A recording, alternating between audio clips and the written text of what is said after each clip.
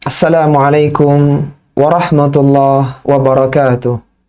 Alhamdulillahi rabbil alamin. Wabihi nasta'inu ala umuri dunya waddin. Assalatu wassalamu ala ashrafil anbiya'i wal mursalin. Nabiyyina Muhammadin wa ala alihi wa ashabihi ajma'in. Amma ba'du. Ikhwati fillah, rahimani wa rahimakumullah. Alhamdulillah, kita senantiasa memuji Allah Subhanahu wa Ta'ala atas berbagai kenikmatan yang Allah anugerahkan kepada kita. Adanya nikmat kesehatan, nikmat waktu luang, nikmat hidayah Islam, dan taufik dari Allah Subhanahu wa Ta'ala yang menjadikan kita semua bisa berkumpul bersama di majelis ilmu yang mulia. Pada kesempatan malam hari ini, kita akan membahas tentang tafsir dari Juz Amma. Dan ada dua surat yang insya Allah akan kita dalami, yaitu yang pertama surat At-Tin, dan yang kedua adalah surat Al-Alaq. Kita awali dengan membahas surat At-Tin terlebih dahulu. Surat At-Tin adalah surat yang ke-95, terdiri dari 8 ayat. Surat ini Allah turunkan sesudah Allah Subhanahu wa Ta'ala menurunkan surat Al-Buruj, dan surat ini termasuk dari surat-surat Makkiyah.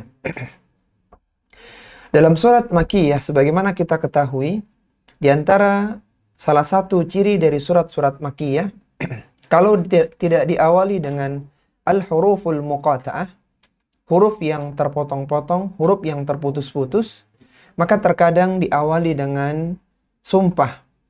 Karena objek yang diajak bicara waktu turunnya ayat-ayat tersebut atau surat-surat tersebut adalah orang-orang kafir yang tidak percaya dengan berita yang disampaikan oleh Rasulullah Sallallahu Alaihi Wasallam. Sehingga Allah Subhanahu Wa Taala menggunakan sumpahnya untuk meyakinkan mereka bahwa apa yang disampaikan oleh Allah Subhanahu Wa Taala adalah kebenaran. Dan sumpah yang dijadikan objek oleh Allah Subhanahu Wa Taala untuk bersumpah adalah sesuatu yang besar di sisi manusia dan juga sesuatu yang besar menurut Allah Subhanahu wa Ta'ala. Dan Allah Subhanahu wa Ta'ala boleh bersumpah dengan seluruh makhluknya yang dikehendakinya. Dalam surat At-Tin yang mulia ini, Allah Subhanahu wa Ta'ala mengawali sumpahnya, mengawali suratnya dengan 3 lapis sumpah. Yang mana Allah Subhanahu wa Ta'ala akan menyebutkan tentang sesuatu yang penting setelah penyebutan sumpah tersebut. Allah Subhanahu wa Ta'ala berfirman, A'udzu billahi minasyaitonir rajim. Bismillahirrahmanirrahim. Wat-tini waz-zaitun. Demi buah tin dan buah zaitun. Allah Subhanahu wa Ta'ala mengawali firman-Nya dengan bersumpah dengan menyebutkan buah tin dan buah zaitun. Buah tin dan buah zaitun adalah buah-buahan yang lezat untuk dimakan, yang memberikan banyak nutrisi kepada manusia, dan buah tin serta buah zaitun bisa digunakan untuk pengobatan. Buah ini sangat utama, bahkan buah zaitun di antara buah yang ada di surga. Sehingga dua buah ini yang dijadikan oleh Allah Subhanahu wa Ta'ala untuk mengawali firman-Nya. Penyebutan buah tin dan buah zaitun dikatakan oleh para ulama kita merupakan kinayah untuk menyebutkan kota atau wilayah yang banyak buah tin dan buah zaitunnya, yaitu di wilayah Baitul Maqdis, di wilayah Palestina. Dan di tempat itu dahulu pernah diutus Nabi terakhir dari kalangan Bani Israel, yaitu Nabi Isa bin Maryam alaihi salatu wassalam. Jadi penyebutan at-tin wa zaitun, selain buah tin dan buah zaitun adalah buah yang sangat bermanfaat untuk manusia, mengandung gizi, nutrisi untuk manusia, dan bisa digunakan untuk obat-obatan, juga kinayah bahwa penyebutan tin dan zaitun adalah mengingatkan di Palestina ada Nabi terakhir di kalangan Bani Israel, yaitu Nabi Isa alaihi salatu wassalam. Kemudian Allah Subhanahu wa Ta'ala bersumpah pada ayat yang kedua, wa turi sinin, dan demi bukit Tur Sinai atau bukit Sina. Yang mana di bukit itu dahulu ada Nabi Musa alaihi salatu wassalam yang berbicara dengan Allah Subhanahu wa taala secara langsung. Bukit itu adalah bukit yang sangat utama, yang sangat agung, karena disitulah dulu Nabi Musa alaihi berdialog, berkomunikasi dengan Allah Subhanahu wa taala secara langsung.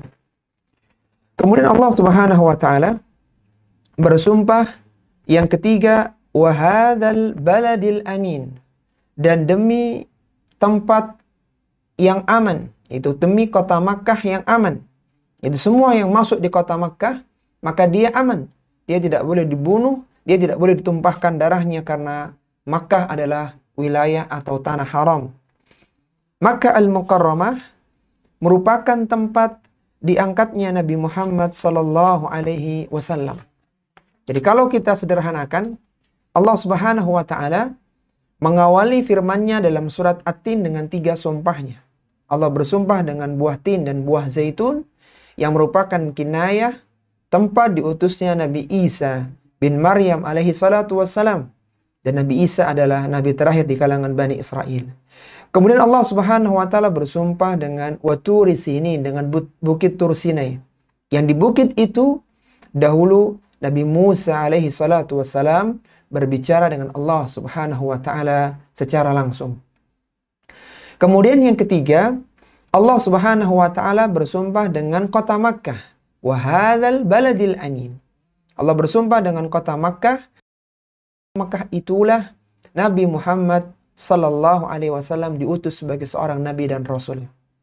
Sehingga menyebutkan 3 sumpah ini, selain 3 tempat tadi, atau penyebutan 3 sumpah tadi menunjukkan keutamaan, disebutkan itu merupakan isyarat tentang 3 tempat yang sangat utama, 3 nabi yang sangat utama, yang mereka merupakan nabi-nabi ulul azmi, yaitu Nabi Isa, Nabi Musa sallallahu alaihi wasallam.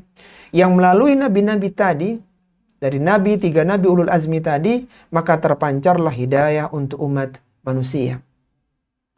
Setelah Allah Subhanahu wa taala menyebutkan firman-Nya dengan 3 lapis sumpahnya, maka Allah akan menyampaikan sesuatu yang sangat penting. Apa itu? Pada ayat yang keempat Allah Subhanahu wa taala berfirman, laqad khalaqnal insana fi ahsani taqwim. Sungguh kami telah menciptakan manusia dalam bentuk yang sebaik-baiknya. Perhatikanlah ikhwati fillah rahimani wa rahimakumullah, untuk menyatakan bahwasanya manusia diciptakan dalam sebaik-baik bentuk, itu Allah Subhanahu wa taala mengawali dengan sumpah. Kemudian di ayat yang keempat ini ada taukid, sungguh kami menciptakan manusia dalam bentuk ini. Allah menciptakan manusia dalam bentuk yang sangat baik karena diberikan kemampuan untuk menerima ilmu, bisa berbicara, bisa mengatur, dan memiliki sifat bijaksana. Selain postur tubuh manusia, bentuk tubuh manusia adalah bentuk yang terbaik.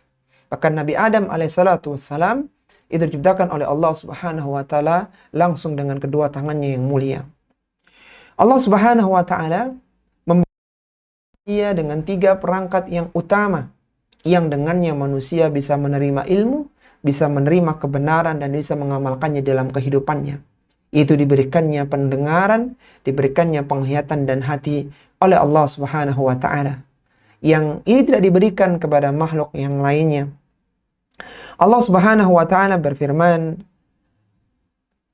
wallahu akhrajakum min butuni ummahatikum la ta'lamuna syai'a wa ja'ala lakumus sam'a wal absara wal af'idah la'allakum tashkurun.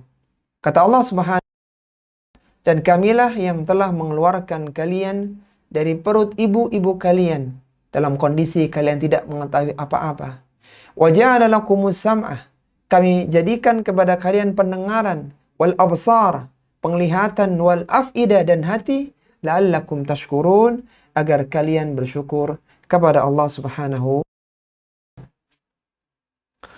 Maka manusia yang angkat untuk menerima ilmu hendaknya menjadi manusia yang terbaik, manusia yang diisinya hari-harinya dengan kebaikan, ibadah kepada Allah Subhanahu wa taala, produktif dan tidak melakukan berbagai macam keburukan. Maka orang-orang yang tidak memanfaatkan waktunya, memanfaatkan potensinya, ini adalah orang-orang yang tercela. Sampai-sampai Abdullah bin Mas'ud radhiyallahu ta'ala anhu, seorang sahabat pakar tafsir yang wafat tahun 32 Hijriyah di Madinah, beliau pernah mengatakan, "Inni la'abghudur rajula an arahu farighan laisa fi syai'in min amali dunya wala fi amalil akhirah." Kata Abdullah bin Mas'ud radhiyallahu ta'ala anhu, sungguh aku sangat membenci orang-orang yang pengangguran. Laisa fi syai'in min amali dunya wala fi amali. Mereka tidak disibukkan dengan pekerjaan-pekerjaan dunia yang bermanfaat, dan mereka tidak disibukkan pula dengan ibadah untuk kehidupan akhiratnya. Maka manusia yang diciptakan dengan demikian indahnya, wujud yang sempurna dengan bentuk yang luar biasa, hendaknya menjadi orang-orang yang menjadi pelopor dalam kebaikan, baik itu dalam urusan dunia maupun dalam urusan agamanya. Berfirman, "Tsumma radadnahu asfala safilin." Kemudian kami kembalikan ia ke tempat yang serendah-rendahnya. Setelah manusia dijadikan dalam bentuk yang sempurna, laqad khalaqnal insana fi ahsani taqwim, maka kata Allah, "Tsumma radadnahu asfala safilin." Kemudian kami akan kembalikan mereka, manusia, di tempat yang serendah-rendahnya. Para ulama-ulama tafsir, mereka berbeda penafsiran dalam dua pendapat mereka. Pendapat yang pertama mengatakan bahwa yang dimaksud dengan asfala safilin, manusia akan dikembalikan dalam posisi yang serendah-rendahnya. Maksudnya adalah pada saatnya menjadi tua, menjadi senja, menjadi renta, menjadi keriput, bahkan pada saatnya akan meninggal dunia. Itu adalah asfala safilin. Ini pendapat yang pertama. Adapun pendapat yang kedua, bahwa asfala safilin, manusia akan dikembalikan ke neraka. Dia tidak mengisi waktu hidupnya di dunia dengan amalan-amalan kebaikan kepada Allah Subhanahu wa taala. Dan ini pendapat Al-Hafidz Ibnu Katsir rahimahullahu taala dalam tafsirnya, dan kami cenderung pendapat yang kedua ini. Kenapa kita tidak terlalu cenderung dengan pendapat yang pertama? Karena tidak semua manusia mengalami fase tua, mengalami senja. Ada sebagian dari mereka yang sudah meninggal dunia sebelum mengalami masa tua. Kemudian yang kedua, ada orang-orang yang dia tidak mengalami masa-masa yang disebutkan ya. Pada konteks ayat ini, bahwa manusia akan dikembalikan di asfala safilin, artinya serendah-rendahnya, yaitu menurut tafsiran pertama adalah dalam kondisi tua, renta, senja, dan semisalnya. Dan pendapat yang kedua lebih tepat, bahwa ayat ini merupakan peringatan bagi manusia. Ketika mereka diciptakan dalam bentuk yang sebaik-baiknya, ketika mereka menyia-nyiakannya, maka mereka akan dikembalikan di tempat yang serendah-rendahnya, yaitu di neraka jahanam wal'iyadzubillah. Sehingga ini peringatan untuk kita semua, modal yang sudah Allah berikan berupa bentuk yang sangat indah, berupa bekal, pendengaran, penglihatan, dan hati, hendaknya dioptimalkan untuk melakukan kebaikan dan ibadah kepada Allah Subhanahu wa ta'ala. Karena kalau tidak, itu merupakan ancaman akan dikembalikan di tempat yang serendah-rendahnya, yaitu di neraka jahanam wal'iyadzubillah. Yang mana orang yang kufur, yang batal keimanannya, keislamannya, maka dia akan berada di neraka selama-lamanya wal'iyadzubillah. Dan pendapat yang kedua ini selaras dengan ayat yang berikutnya, itu ayat yang ke-6, yang mana ada orang-orang yang tidak dikembalikan di asfala safilin, tidak dikembalikan di tempat yang serendah-rendahnya. Siapa mereka? Kata Allah Subhanahu wa taala, illal ladzina amanu wa amilus salihat falahum ajrun ghairu mamnun. Kecuali orang-orang yang beriman dan melakukan amal salih, maka bagi mereka pahala yang tidak terputus. Ini selaras dengan pendapat yang mengatakan bahwa yang dimaksud dengan asfala safilin itu bukan usia senja, bukan usia tua, akan tapi asfala safilin adalah neraka jahanam, tempat kembalinya orang-orang yang kufur kepada Allah Subhanahu wa taala. Karena lanjutan dari ayat yang kelima tadi, orang-orang yang tidak dikembalikan di asfala safilin adalah illal ladzina amanu wa amilus salihat, kecuali orang-orang yang beriman dan melakukan amalan saleh. Dia beriman secara akidah, secara keyakinan, dan diisinya hari-harinya dengan amalan saleh, artinya amalan-amalan yang mendatangkan keridhaan dari Allah Subhanahu wa taala. Amalan dikatakan saleh, dikatakan sebuah amalan dikatakan sebagai amal saleh apabila terpenuhi dua syaratnya. Yang pertama, amalan itu dilakukan karena Allah Subhanahu wa taala, dan yang kedua, amalan tersebut dilakukan sesuai dengan contoh Rasulullah sallallahu alaihi wasallam. Karena ketika amalan tersebut dibangun di atas dua pilar tadi, yaitu ikhlas dan sesuai dengan contoh Rasulullah sallallahu alaihi wasallam, maka amalan itu akan diterima oleh Allah Subhanahu wa taala. Sebagaimana dikatakan oleh Al-Fudail bin Iyad rahimahullahu taala, seorang tabi'ut tabi'in di Makkah yang wafat tahun 187 Hijriyah.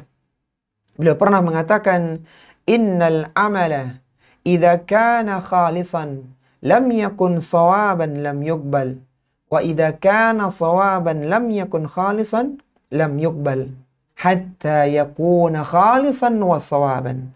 Fal khalisu idza kana fal khalisu an yakuna lillahi was sawabu an yakuna ala sunnati." Kata Al-Fudail bin Iyad rahimahullahu ta'ala, suatu amalan tidaklah diterima oleh Allah Subhanahu wa ta'ala. Suatu amalan jika dilakukan dengan ikhlas tapi tidak benar, maka tidak akan diterima oleh Allah Subhanahu wa ta'ala. Jika amalan tersebut itu benar tapi tidak ikhlas, maka tidak akan diterima oleh Allah Subhanahu wa ta'ala. Hatta yakuna khalisan wa sawaban, sampai amalan itu ikhlas dan benar. Apa itu ikhlas dan apa itu benar? Kata Al-Fudail bin Iyad, al-khalisu idza kana lillahi, atau al-khalisu an yakuna lillahi was sawabu an yakuna ala sunnati. Yang dimaksud dengan ikhlas yaitu amalan tersebut dilakukan karena Allah Subhanahu wa taala dan dikatakan dia benar ketika amalan itu dilakukan sesuai dengan contoh Rasulullah sallallahu alaihi wasallam. Inilah orang-orang yang tidak dikembalikan, orang yang diselamatkan untuk tidak dikembalikan dalam asfala safilin, yaitu orang yang beriman kemudian diisi hari-harinya dengan amal saleh. Dia diisi hari-harinya dengan ibadah kepada Allah Subhanahu wa taala yang dibangun di atas keikhlasan dan sesuai dengan contoh Rasulullah sallallahu alaihi wasallam. Falahum ajrun ghairu mamnun, maka bagi mereka ada pahala yang tidak terputus, yaitu pahala ketika mereka masuk ke dalam surga, dan kenikmatan di dalam surga tidak terputus, tidak ada habisnya. Kemudian Allah Subhanahu wa taala berfirman, "Fama yukadzibuka ba'du bid-din." Maka apakah yang menyebabkanmu mendustakan hari pembalasan sesudah adanya penjelasan tersebut? Maka apakah yang menyebabkan manusia mendustakan bangkitan dan pemberian balasan sesudah datangnya banyak dalil, banyak ayat yang menjelaskan akan kejadian hal tersebut? Pada hari itu manusia akan mendapatkan balasan dari amalannya ketika di dunia. Ketika hari kiamat, ketika hari kebangkitan, mendapatkan balasan dari apa yang sudah dilakukan ketika di dunia dahulu. Dikatakan oleh Al-Hafidz Ibnu Katsir rahimahullahu ta'ala, beliau mengatakan, Yaumuddin yaumul hisabi lil khalaiki wa huwa yaumul qiyamah. Yadinahum bi'a'malihim in khairan fa khairun wa in syarran fa syarrun illa man afa anhu. Kata Al-Hafidz Ibnu Katsir rahimahullahu ta'ala, Hari pembalasan adalah hari perhitungan bagi para makhluk. Hari itu merupakan hari kiamat yang para makhluk akan dibalas sesuai dengan amalan mereka. In khairan fa khairun. Apabila amalan mereka baik, maka baik pula balasannya. Wa in syarran fa syarrun. Apabila amalannya buruk, maka akan buruk pula balasannya. Illa man afa anhu, kecuali yang dimaafkan oleh Allah Subhanahu wa taala. Dia punya dosa, dia punya keburukan, akan tetapi Allah Subhanahu wa taala memaafkannya, mengampuni dosanya sehingga dia tidak mendapatkan balasan dari keburukan dosanya. Allahu bi ahkamil hakimin. Bukankah Allah adalah hakim yang seadil-adilnya? Bukankah Allah Subhanahu wa taala adalah hakim yang seadil-adilnya, yang tidak akan menzalimi seorang pun? Pada hari kiamat adalah waktu untuk menunjukkan kesempurnaan keadilan Allah Subhanahu wa taala, yang mana Allah akan membalas orang-orang yang berbuat kebaikan dengan balasan berupa surga, dan orang-orang yang berbuat keburukan itu dengan balasan neraka. Allah adil, ketika seorang melakukan keburukan maka dibalas sesuai dengan keburukannya, dan orang yang melakukan kebaikan diberikan kelebihan oleh Allah Subhanahu wa taala dengan rahmatnya, dengan kebijaksanaannya, yang mana dia diberikan lebih dari apa yang dia lakukan. Sehingga Allah Subhanahu wa taala benar-benar adil karena tidak melebihkan beban dosa dari apa yang tidak dilakukan oleh manusia. Ketika seorang tidak melakukan kemaksiatan, maka tidak ada dosa baginya. Tapi kebaikan berbeda. Seorang melakukan kebaikan maka dilipat gandakan pahalanya oleh Allah Subhanahu wa taala, karena di sana ada rahmat Allah Subhanahu wa taala. Artinya seorang yang melakukan kezaliman maka dia diancam dengan neraka Allah Subhanahu wa taala. Inilah ikhwati fillah rahimani wa rahimakumullah, surat yang pertama, surat At-Tin, yang mengingatkan kepada kita bahwa kita adalah sebaik-baik makhluk, sebaik-baik bentuk yang Allah Subhanahu wa taala ciptakan untuk para makhluknya, dan kita diingatkan bahwa pada safilin, ada neraka jahanam bagi orang-orang yang tidak beriman dan tidak mengisi hari-harinya dengan amalan kebaikan. Allah akan balas amalan perbuatan manusia di dunia. Kalau dia baik akan dibalas dengan kebaikan, kalau dia buruk maka dibalas dengan keburukan pula. Ini mengingatkan kepada kita, marilah di sisa usia kita, kita isi dengan berbagai amalan-amalan kebaikan yang mendatangkan keridhaan dari Allah Subhanahu wa taala, dan kita menjauhi berbagai macam keburukan untuk menjauhi murka Allah Subhanahu wa taala. Sekarang kita berpindah pada surat yang kedua, yaitu surat Al-Alaq, surat yang ke-96, terdiri dari 19 ayat. Surat ini bagian awalnya adalah surat yang pertama kali diturunkan, dan surat ini adalah surat Makkiyah. Artinya surat yang diturunkan sebelum hijrahnya Nabi SAW ke Madinah. Allah Subhanahu wa taala berfirman, Bismillahirrahmanirrahim. Iqra bismi rabbikal ladzi khalaq. Bacalah dengan menyebut nama Rabbmu yang menciptakan. 5 ayat pertama di surat Al-Alaq ini turun pada awal-awal diutusnya Nabi Sallallahu Alaihi Wasallam sebagai seorang Nabi. 5 ayat pertama dari surat Al-Alaq. Adapun ayat-ayat berikutnya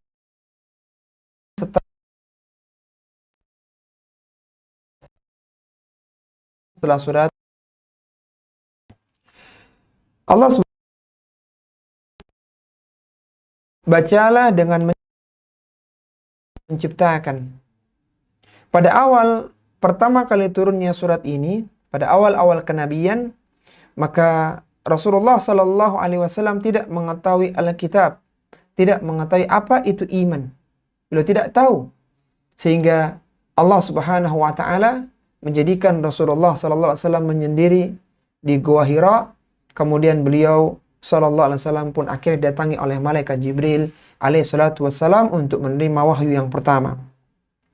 Diriwayatkan dari ibunda Aisyah radhiyallahu taala anha, ia berkata, "Faja'ahul malaku faqala iqra." Qala, "Ma ana biqari." Kata Aisyah radhiyallahu taala anha, Maka datanglah malaikat Jibril alaihi salatu wassalam. Ia berkata, "Iqra, bacalah." Maka Rasulullah mengatakan, "Ma ana biqari."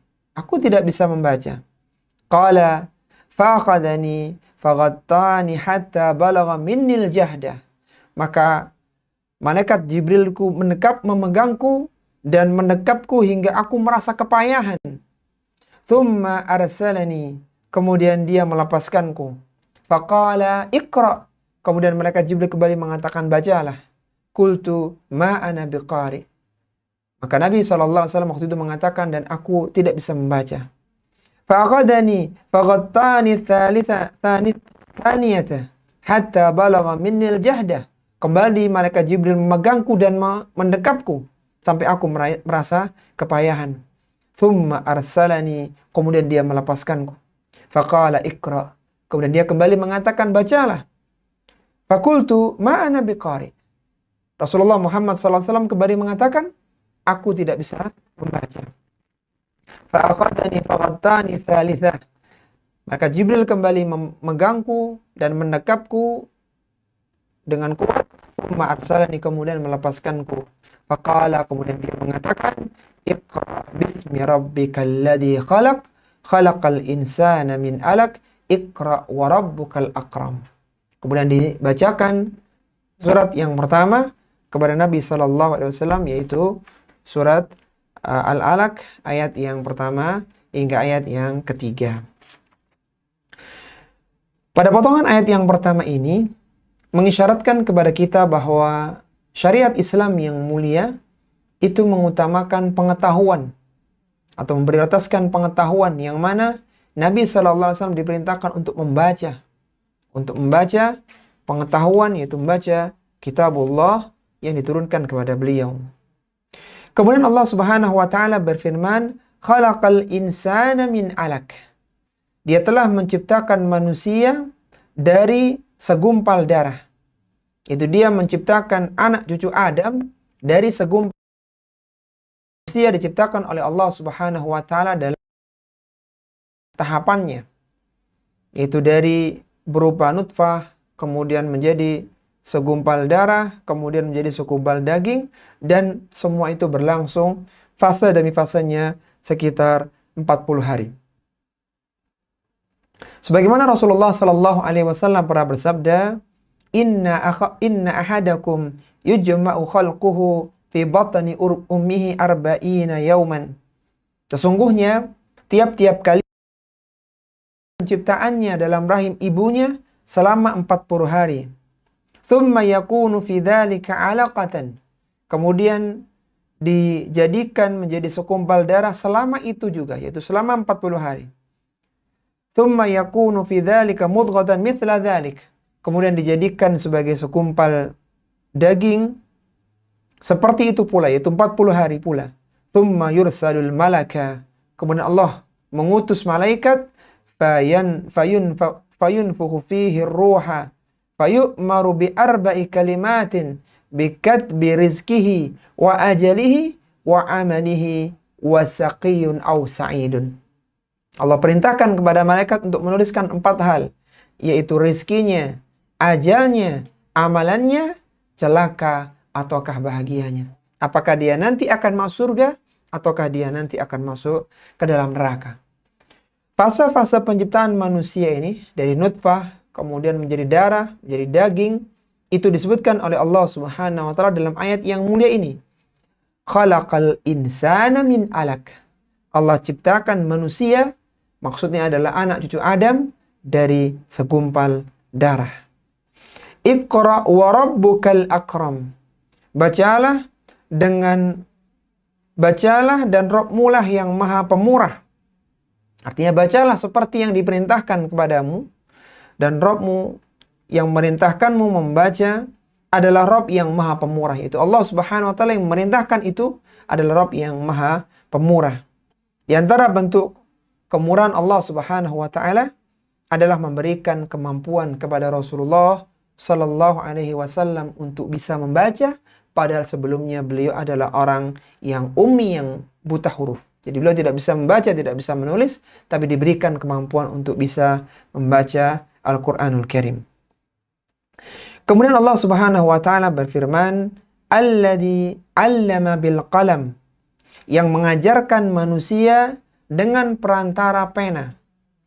Qalam, pena yang dimaksudkan dalam ayat yang keempat di surat Al-Alaq ini adalah pena yang digunakan oleh manusia untuk menulis. Jadi bukan pena di Lauhil Mahfuz, bukan pena penulis takdir, tapi pena yang digunakan oleh manusia untuk menulis.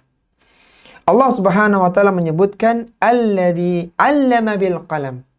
Dialah yang mengajarkan manusia melalui perantara pena. Manusia mendapatkan pengetahuan itu melalui tulisan. Dengan tulisanlah ilmu dari satu generasi bisa dipindahkan ke generasi berikutnya. Sehingga pena merupakan nikmat yang besar dari Allah Subhanahu wa taala. Seandainya satu generasi itu hilang, ilmu mereka tidak bisa diturunkan ke generasi berikutnya, maka akan mengulang dari awal lagi. Tapi karena generasi sebelumnya sudah menulis pengetahuan mereka dalam buku, dalam bentuk tulisan, sehingga dipindah dalam generasi berikutnya tinggal melanjutkan apa yang ada dalam tulisan tersebut. Dan itu semua dengan perantara pena, dengan perantara tulisan. Sehingga apa kota-kota ada?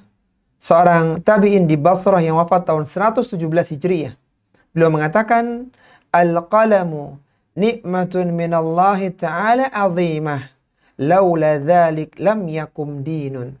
Kata Qatadah rahimahullah ta'ala, pena merupakan kenikmatan yang besar dari Allah Subhanahu wa ta'ala. Laula dzalik lam yakum dinun. Ini tidak akan pernah tegak. Melalui pena maka berbagai ilmu terpelihara, hak-hak terjaga, serta menjadi utusan untuk manusia sebagai pengganti bahasa lisan mereka.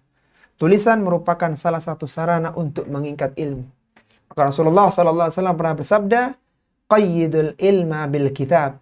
Ikatlah ilmu dengan menulisnya di dalam buku. Maka hadis Sahih Bukhari tidak bisa kita nikmati hari ini.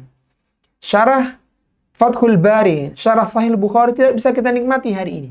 Semuanya hilang bersama hilangnya orang tersebut. Akan tapi dengan adanya tulisan maka semua bisa kita rasakan. Semua kita bisa mendapatkan nikmatnya. Adalah nikmat dan itu diberikan oleh Allah Subhanahu wa taala. Kemudian Allah Subhanahu wa taala berfirman, "Allamal insana ma lam ya'lam." Dialah yang mengajarkan manusia apa yang tidak diketahuinya. Allah yang mengajarkan kepada manusia dengan pena tersebut berbagai hal yang tidak diketahui oleh manusia, dan manusia dilahirkan dalam keadaan tidak mengetahui apapun juga. Kita bisa merasakan bahwa dengan membaca buku, membaca tulisan, maka sesuatu yang tidak kita ketahui menjadi kita ketahui. Asalnya seorang itu jahil menjadi alim.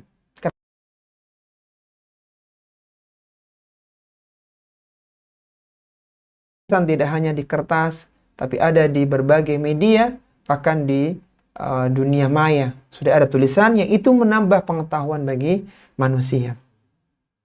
Inilah 5 ayat pertama yang turun kepada Nabi SAW. Kemudian setelah itu terjadilah masa fatrah, tidak turunnya wahyu kepada Rasulullah SAW. Kemudian turun surat Al-Mudaththir, lalu turunlah lanjutan dari ayat yang berikutnya.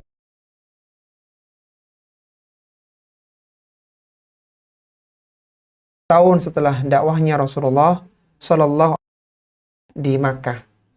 Ketika 3 tahun pertama, Rasulullah SAW berdakwah dengan dakwah sirriyah, dakwah secara kemudian berikutnya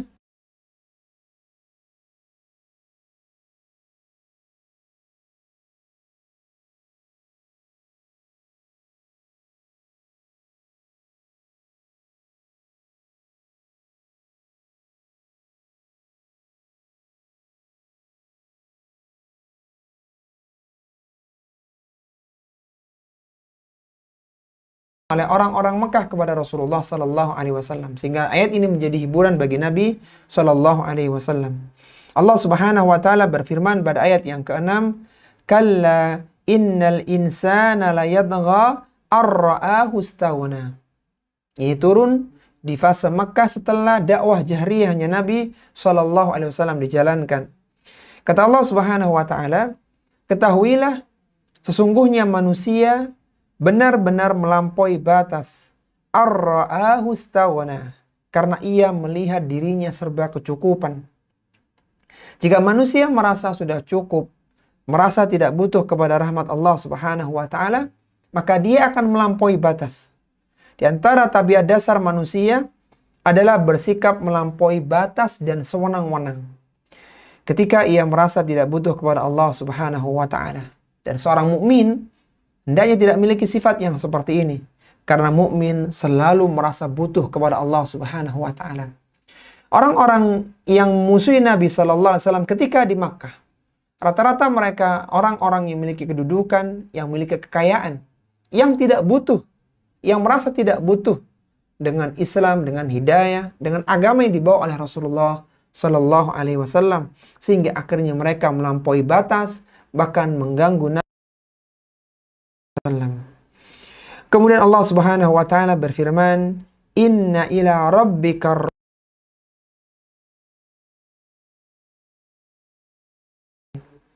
Sesungguhnya Allah Subhanahu wa taala akan mengadakan perhitungan. Di dalam ayat ini, dalam ayat yang ke-8 dari surat Al-Alaq ini, terdapat ancaman bagi manusia yang bersikap melampaui batas, yang ketika ia merasa tidak butuh kepada Allah Subhanahu wa taala. Padahal manusia itu akan dikembalikan kepada Allah Subhanahu wa taala. Kemudian pada ayat yang berikutnya, Allah Subhanahu wa taala berfirman, "Ara'aital ladzi yanha 'abdan idza shalla." Bagaimanakah pendapatmu tentang orang yang melarang seorang hamba ketika mengerjakan salat? Yang dimaksud dengan orang yang melarang ini, ara'aital ladzi yanha, bagaimana pendapatmu terhadap orang yang melarang?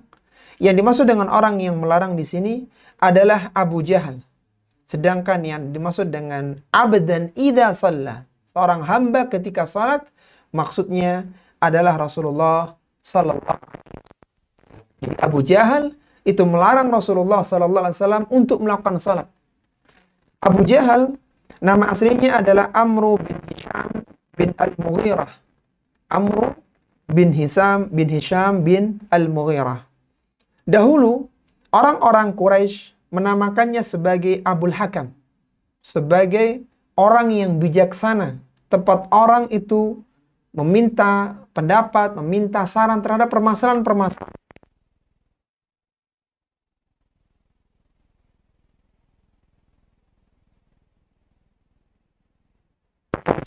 Itu Abu Jahal sebelum disebut sebagai Abu Jahal, yaitu Amru bin Hisham. Rasulullah sallallahu alaihi wasallam menamakannya dengan Abu Jahal. Itu orang atau babak yang jahil, yang tidak berpengetahuan, yang lawan dari Abul Hakam. Atas kekafiran ketika perang Badar, dia dibunuh oleh dua orang anak muda yang bernama Mu'adz bin Amr bin Al-Jamuh dan Mu'awidh bin Afra. Di Abu Jahal itu dulu adalah orang yang dijadikan sebagai tempat rujukan, peminta fatwa, meminta keputusan ketika mereka menghadapi permasalahan. Tapi saat dia merasa cukup, maka dijuluki oleh Rasulullah SAW sebagai Abu Jahal. Itu orang yang jahil, yang tidak memiliki pengetahuan. Abu Jahal inilah yang melarang Rasulullah SAW untuk melakukan salat. Ayat ini turun berkenaan dengan kejadian Abu Jahal yang ingin mencelakakan Rasulullah SAW. Sebagaimana diriwayatkan dari Abu Hurairah radhiyallahu taala anhu, ia berkata, qala Abu Jahlin, berkatalah Abu Jahal, hal ya'firu Muhammadun wajhahu baina adhurikum. Kata Abu Jahal, apakah Muhammad sallallahu alaihi wasallam sujud dengan meletakkan wajahnya ke tanah di antara kalian? Qala faqila na'am. Maka dikatakan oleh orang-orang saat itu, iya. Faqala wallati wal uzza la in ra'aituhu yaf'alu dhalik la ata'anna ala raqabatihi aw la uaffiranna wajhahu fit turab. Kata Abu Jahal, seandainya demi Lata dan demi Uzza, seandainya aku melihat dia melakukan hal itu, yaitu dia sujud dengan meletakkan wajahnya di tanah itu, maka aku akan menginjak tengkuknya dan aku akan benamkan wajahnya ke tanah. Ini perkataan dari Abu Jahal. Qala fata Rasulullah sallallahu alaihi wasallam wa huwa yusalli. Maka datanglah Rasulullah sallallahu alaihi wasallam dan beliau melakukan salat. Za'ama liyata'a ala raqabatihi. Maka Abu Jahal pun datang ingin menginjak tengkuk Rasulullah sallallahu alaihi wasallam.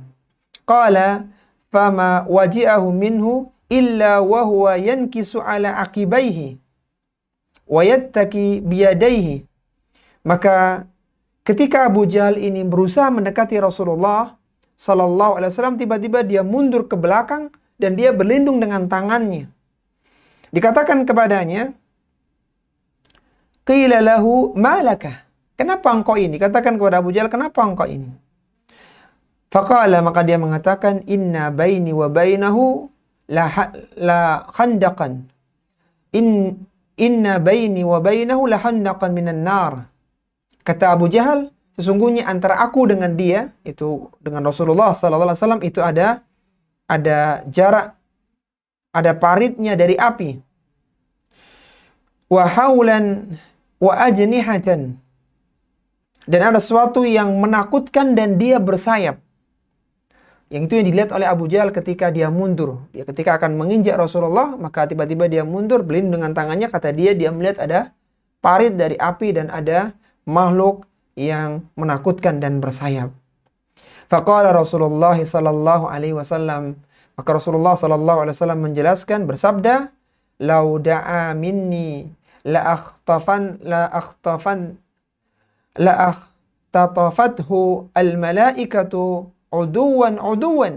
Seandainya Abu Jahal itu mendekatiku, dia menggangguku, niscaya malaikat akan menangkapnya dan akan memotongnya sepotong demi sepotong. Qala fa'anzalallahu azza wa jalla la nadri fi hadithin Abi Hurairah aw syai'in balaghahu.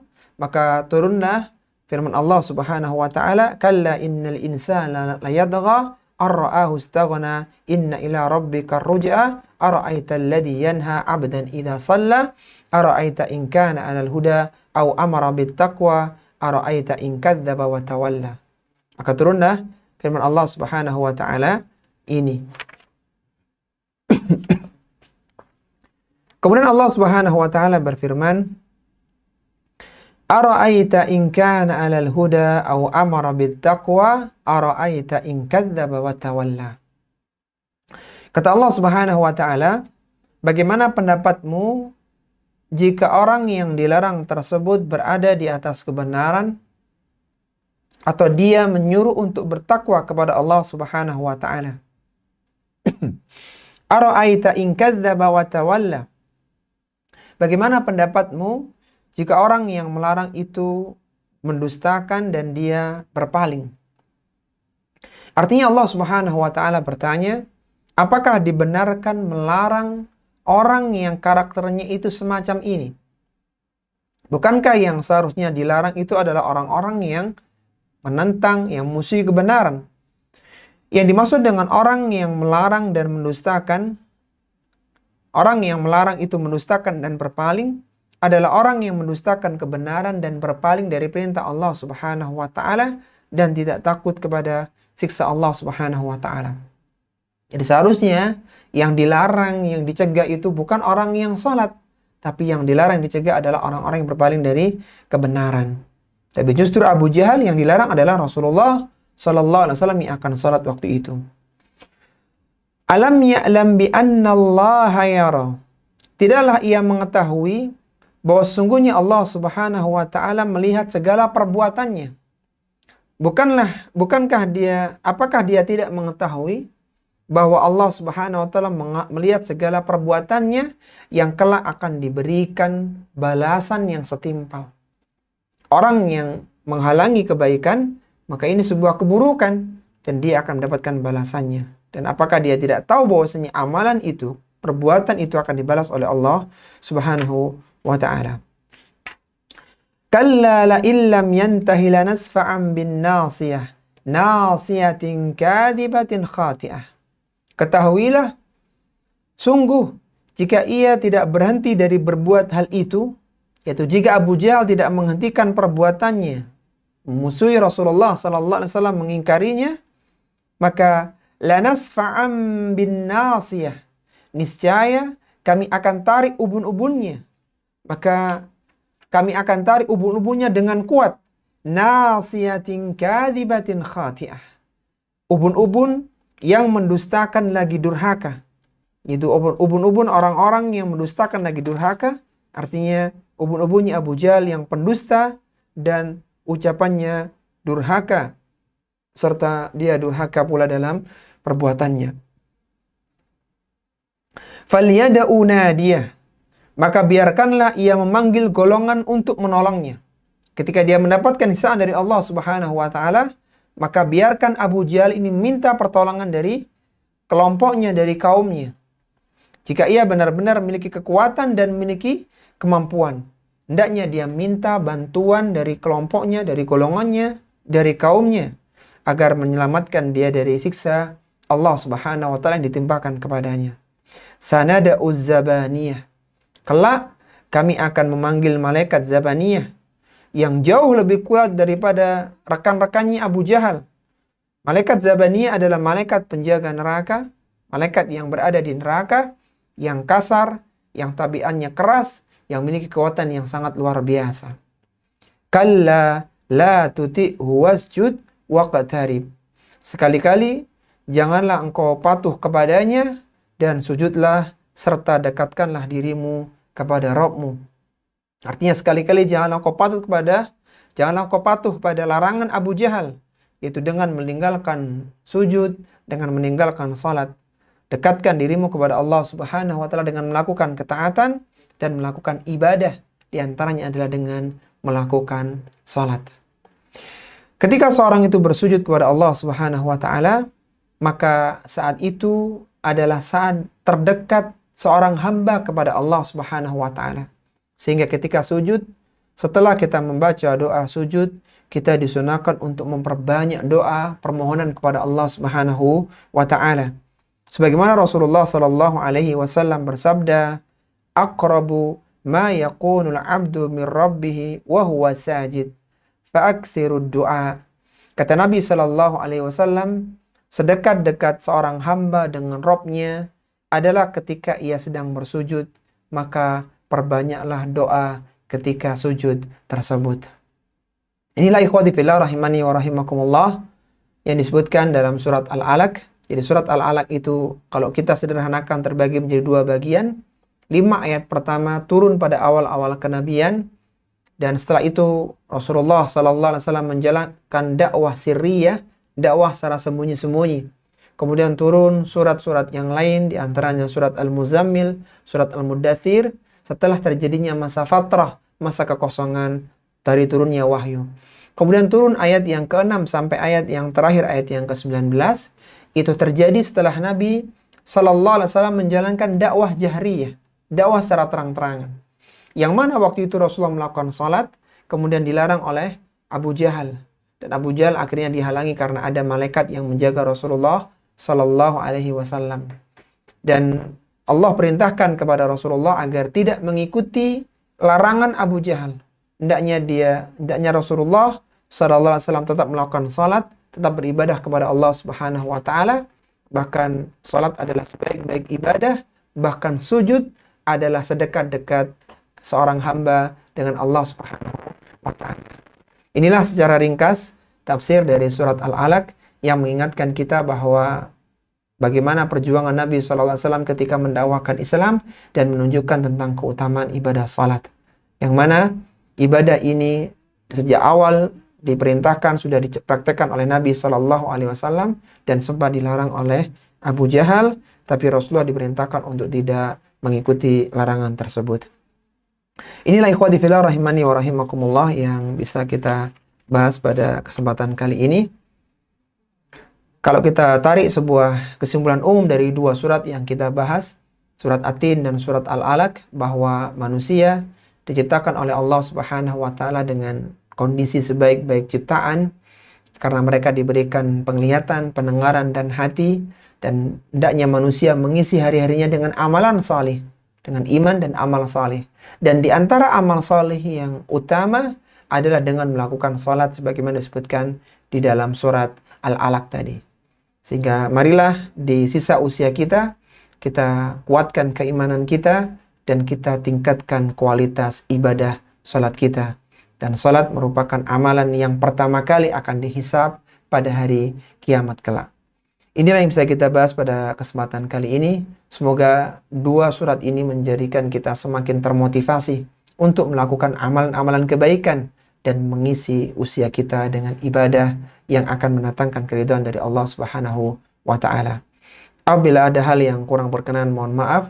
Semoga duduknya kita di majelis ilmu ditulis oleh Allah Subhanahu wa taala sebagai sebuah kebaikan yang dibalas dengan pahala yang berlipat ganda, dan semoga dengan duduknya kita di majelis ilmu memudahkan jalan kita untuk masuk ke dalam surga.